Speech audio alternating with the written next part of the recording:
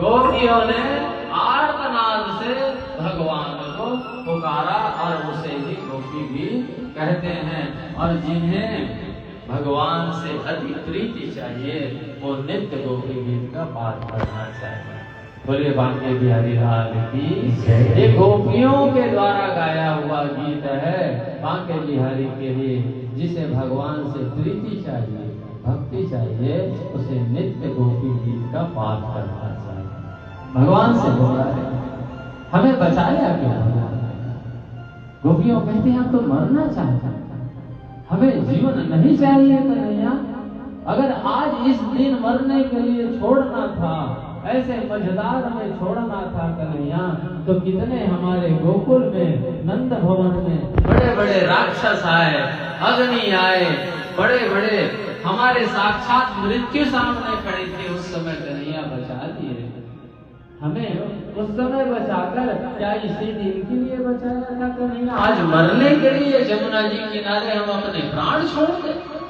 क्या इसके लिए बचाकर हमें रखा था?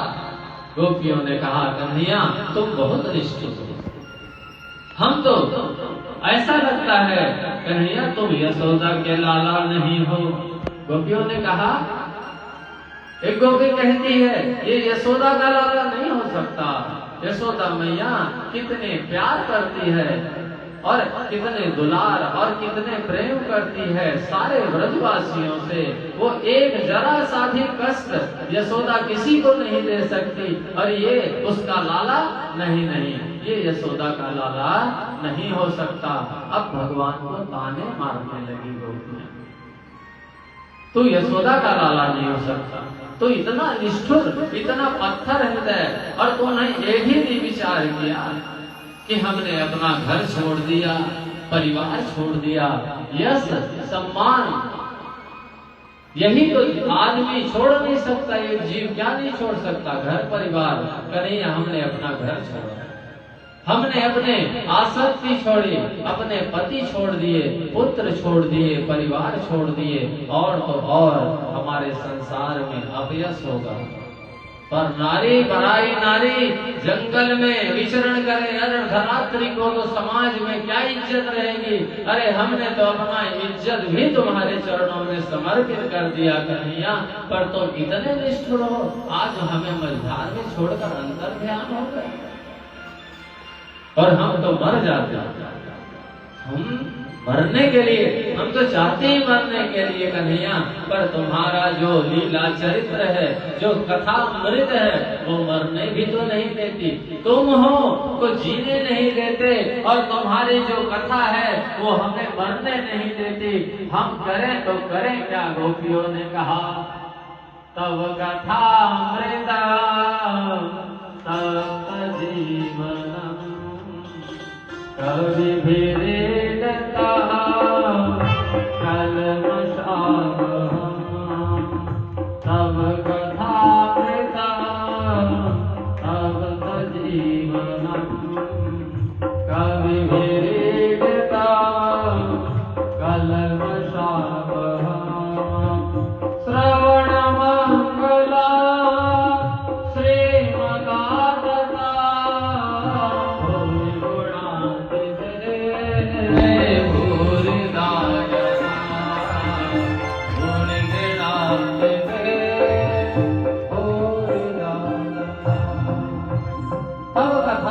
तप तप्त जीवनम, इस जीवन में जो तपन है, जो विरह की अग्नि जल रही है, इसमें हम मरना चाहते हैं, पर तुम्हारी जो अमृत रूपी कथा है कन्हैया, वो मरने भी तो नहीं देती, वो अमृत के समान है।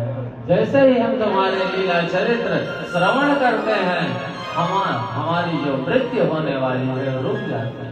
न हम मर पा रही हैं, न हम जी पा रही हैं, हम करें तो करेगा। अब बोले आपकी कथा कैसी है? अमृत तप्त जीवनम कभी भीड़ितम, कवियों ने इतनी बखान करी आपकी कविता का। कलमशावह, बड़े सारे जीवन के कलमश दूर हो जाते हैं आपकी कथा श्रवण करने वाले का। जो आपकी कथा को गाता है, श्रीमदागतम भूरिणान्ते भूरिदा जनाः, और जो आपकी कथा को सुनाते हैं, जो कथा व्यास हैं, जो कथा श्रवण कराते हैं, वो सबसे बड़े दानी हैं। कहे बोले भक्तोत्तर भगवान, बोले वो सबसे बड़े दानी है। क्यों? वो आपका कथा बड़े भाव से समस्त भक्तों को श्रवण कराते हैं। उन्हें कहते हैं भूरिदा जनाः, वो कथा सुनाने वाले आपके कवियों ने ऐसा गाया है, बड़े बड़े महापुरुषों ने ऐसा कहाया है कि आपकी कथा अमृत है, कर्म को दूर करने, पाप संताप को दूर करते हैं, और जो कथा व्यास कथा सुनाते हैं उनसे बड़ा कोई दानी नहीं है, ऐसा गोपियों ने कहा। हम तो मरना चाहते हैं, पर आपकी जो कथा अमृत है वो मरने नहीं देती कन्हैया, और तुम हो तो तुम जीने नहीं देते। भगवान ने जैसे ही कहा, पुकार जब गोपियों के, और भक्ति जो है विरह में बढ़ती है, संयोग में घटती है, स्थिर हो जाती है, और विरह में वो भक्ति ऊपर आती है और ऊपर ऊपर उड़ती है, तब जाकर विरह आवश्यक है। संयोग और वियोग होना, संयोग में भक्ति स्थिर हो जाती है, किसी से मिलने की उत्कंठा हो, जब तक ना मिले हो तब तक व्याकुलता रहती, कब मिलेंगे, कैसे मिलेंगे, कैसे मिलेंगे, कितने जल्दी पहुंच जाऊं। वो जो तीव्र इच्छा है, वो उसका जो विरह का जो आनंद है, वो भक्ति, वो भक्त अपने ईश्वर आराध्य से मिलने के लिए कितने वर्ष से साधना में है और प्रतीक्षा में है, उस प्रतीक्षा का जो आनंद है, वो रस है, वो अलग है। जैसे ही संयोग होता है उसका आनंद फिर नहीं रहता, संयोग का आनंद है। तो संयोग में भक्ति स्थिर होती है और वियोग में भक्ति उफान मारती है। और भगवान प्रतीक्षा में है गोपियों, थोड़ा बहुत कसर होगा उसको मैं अब और जला देता हूँ विरह की अग्नि में। तुम जैसे स्वर्ण जलकर तब तक कांचन बन जाता है, आभूषण बना देता है स्वर्णकार, वैसे ही भगवान ने कहा थोड़ा सा भी और बचा होगा उसे विरह की अग्नि में मैं तपाकर तुम्हें शुद्ध कर दूंगा और वो महाराज करूंगा कि तुम्हारे दिग दिगंतर हर युगों में तुम्हारे चरित्र गाए जाए। बोले भक्तवत्सल भगवान की। और भगवान कैसे हैं गोपियां, कितने संस्कारी। रुरुदुहुसु स्वरं राजन कृष्ण दर्शन लालसा। वो रोती है तो कैसे रोती है, स्वर में रोती है। रुरुदुहु सुस्वरम, हमारा हंसना भी बेसुरा हो सकता है ज्ञानी पुरुष का, पर गोपी रोती भी है तो स्वर में है, बेसुरा नहीं रो रही, स्वर में रो रही है। और हमारा आपका हंसना भी बेसुरा हो सकता है। तो गोपी कोई साधारण है, जिनको महाराज में भगवान सम्मिलित किए वो गोपी कोई साधारण नहीं। रुरुदुहुसु स्वरम राजन, और क्या इच्छा है उनके रोने की, कृष्ण दर्शन लालसा। एक ही इच्छा है, भगवान कृष्ण का दर्शन, और दर्शन के लिए वो रो रही हैं। उसी समय भगवान प्रकट हो गए। बोलिए रास बिहारी भगवान की, भक्तवत्सल भगवान की। आसाम विरभुच्छौरी स्मयमान मुखाम्बजः पीताम्बरधरः सर्गे साक्षारमन मत मन मत। भगवान सुखदेव जी राजा परीक्षित से कहते हैं राजा परीक्षित पीताम्बर धर भगवान रोने लगे जब गोपी, तो भगवान ने अपने पीताम्बर धारण कर प्रकट हुए नहीं कहा। सुखदेव जी कहते हैं पीताम्बर को भगवान ने हाथ में धारण कर गोपियों के आंख के आंसू पोंछ दिए अपने हाथ से, और भगवान ऐसे सुंदर बोले साक्षात मनमत कहते हैं कामदेव को, और कामदेव करोड़ों कामदेव के मन को भी जो मत दे वो हमारे बांके बिहारी इतने सुंदर दिख रहे हैं। बोलिए बांके बिहारी लाल की जय। भगवान प्रकट हो गए, गोपियां अति प्रसन्न, आनंद उत्सव होने लगा, और तुरंत एक बार एक गोपी ने दर्शन किया, आंख बंद कर बैठ गई, आंख बंद कर ली।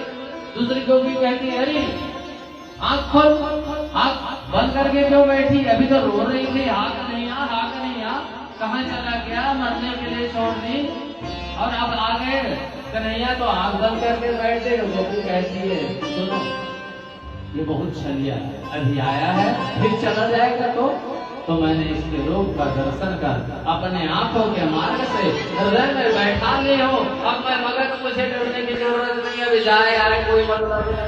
बोलिए राधे राधे।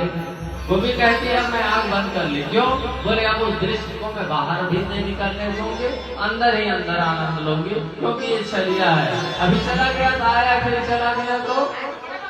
और भगवान ने गोपियों ने कहा भगवान को इतना उलाहना दी कि तुम निष्ठुर हो, तुम प्रेमी नहीं हो सकते।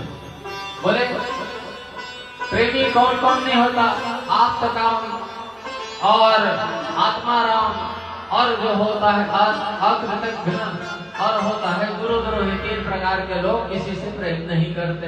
अरे जो साधु हो गया आपका आत्माराम है, जो आत्मा में रमण करता है वो संसार से प्रेम नहीं करता। गोपियों ने कहा तो तुम वैसे भी नहीं हो करिए, भगवान ने। और अकृतज्ञ, अरे कोई आपके ऊपर उपकार करे उसका भी आप उससे भी प्रेम नहीं, ये कहते अकृतज्ञ व्यक्ति। आत्माराम साधु तो वैसे भी संसार से प्रेम नहीं करता, और संसार में कोई ऐसे हैं जो किसी का सहयोग करे तो सहयोग करने वाले से भी प्रेम। पर आप जो हो गुरुद्रोही, भगवान ने कहा ये गोपी गुरुद्रोही मत कर मुझे। गोपियों ने कहा तुम गुरुद्रोही हो। गुरुद्रोही से कहते हैं जो हित करने वाले का भी अहित करे, हित करने वाले का भी जो नुकसान करे, अहित करे, जो आपका हित कर रहा है उसी के लिए आप गड्ढा खोजे, उसे कहते हैं गुरुद्रोही। गोपियों ने कहा कन्हैया तुम इसी कैटेगरी की हो। बोलिए राधे राधे।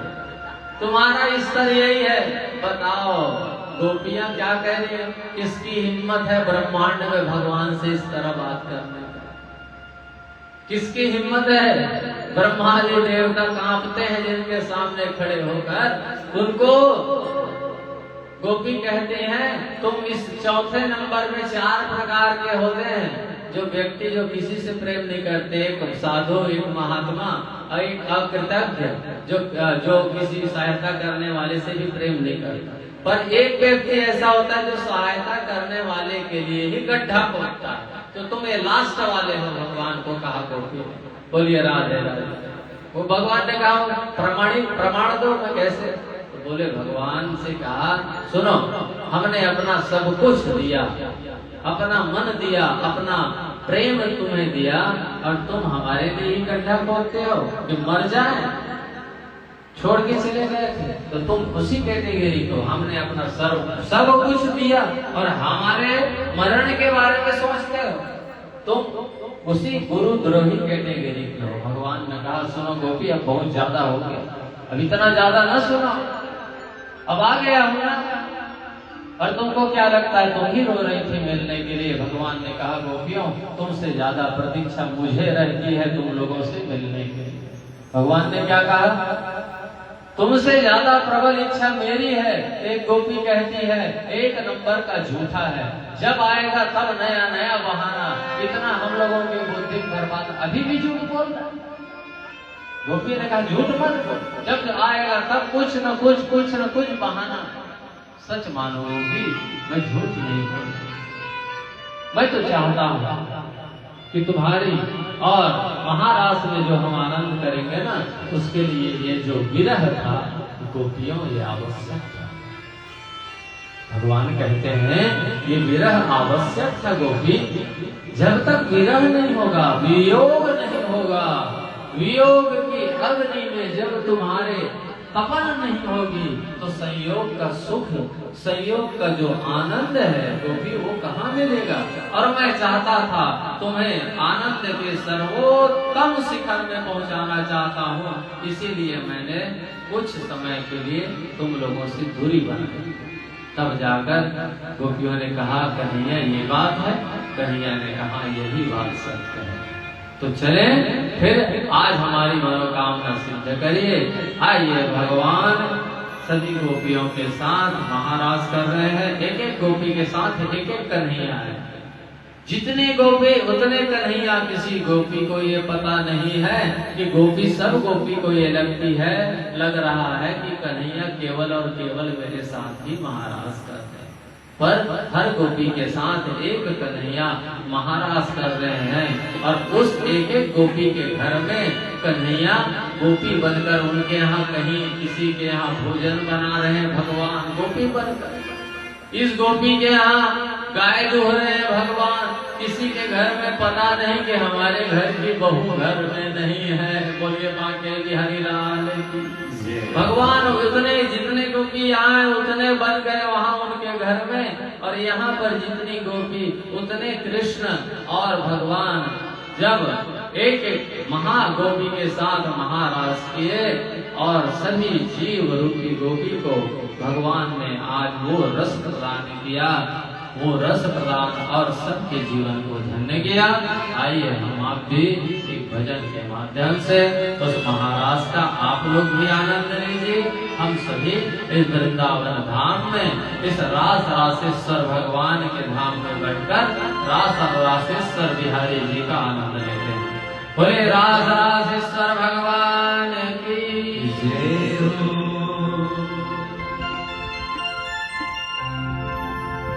रास रचो है, रास रचो है, यमुना के तट महारास रचो है। आप सभी ताली की सेवा करेंगे और जिनके घुटने में दर्द हो खड़ा होकर के चल जाए। रास रचो है, रास रचो है,